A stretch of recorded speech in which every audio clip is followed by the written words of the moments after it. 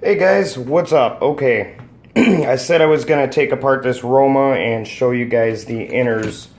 So, well, here it is all disassembled. Sorry, I'm trying to get seated here, and I promise I'll try to keep the camera still. Nothing special on the block. It's just a block. Steel bearings, no ceramics, which is fine. I was just curious on it.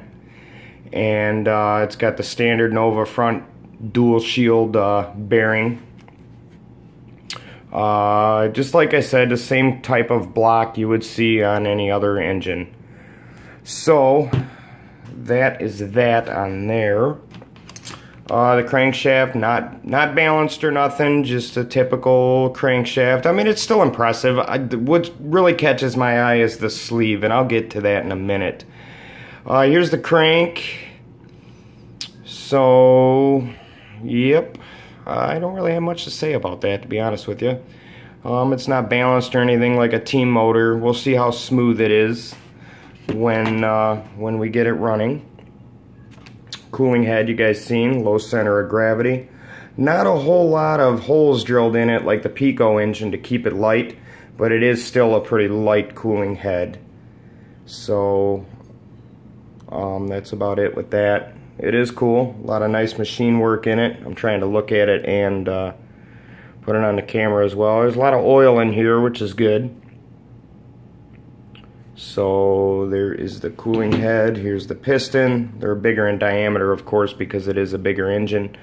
I don't see anywhere in a marking that this is an R7 Conrod, the high strength one, but I'm sure it's something similar.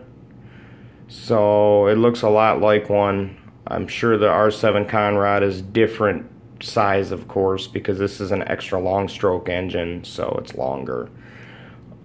And the piston is dished. I think most Novarossis are. They do have some dome style pistons, I know. They've custom made them for certain people.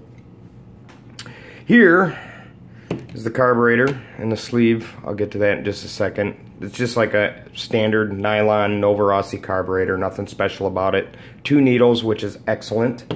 So I'll be able to tune that, no problem. The head button is the same style as any other one with the O-ring for the extra. It's more of a dust shield than anything, a dust O-ring.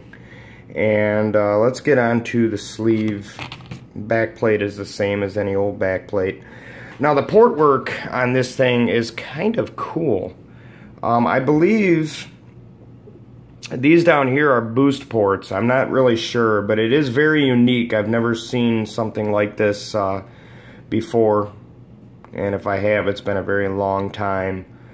Almost like an MES exhaust. It's widened here on the edges. It's got some unique transfer ports and intake ports. The angles are really nice on it, so I think this engine's going to accelerate very well. Very rounded at the bottom to get the airflow to get up to the transfer ports faster, so I'm sure this engine is going to have a ton of bottom end. I know I've seen them perform before, so I kind of know what I'm getting into. It's just I've never driven one or felt one before, so... And I don't know that I've seen too many people have these apart. And, like, you know, I was saying, I like to take them apart and clean them, so... And it also gives me a chance to check out the port work and stuff like that. So this is very unique. There's a lot of ports in this. I think I counted 11 of them. I don't know which ones you would count and which ones you wouldn't, but, you know, I'm sure this engine is... There's a lot of port work, so... And a lot of just ports. I shouldn't say port work, but there's a lot of ports. So that tells me the engine's going to work extremely hard. Hopefully last a long time. We'll be able to tell that when we break her in. So if you guys have any questions about this, just comment. And I'll do my best to answer any questions you guys have. I appreciate you guys watching. I just wanted to share this with you because, like I said, I don't think I've ever seen anybody do a video on innards on an engine too much at all to begin with, let alone an over Rossi Roma. So now you've guys seen the inside of it. The next thing to see is how this engine performs. And I will do another, I'll try to do another break-in series with this, set my camera up somehow so I can just go at it and show you guys how I do it and exactly how it's done. If you guys are interested in a break-in service, I can certainly do it for you guys, and through email or whatever we can talk more about pricing and procedure and stuff like that. But you guys will be able to see exactly how I get it done, and you'll be able to see how this thing performs as well on the bench. So with that being said, I hope you guys have a wonderful afternoon, evening, whatever it may be for you guys. This is going on my break-in bench probably within the next hour today, and I'm going to run it in and put it in my buggy. I'm not going to do any type of video on this, maybe a quick one to show you guys it's running and alive, and that's about it.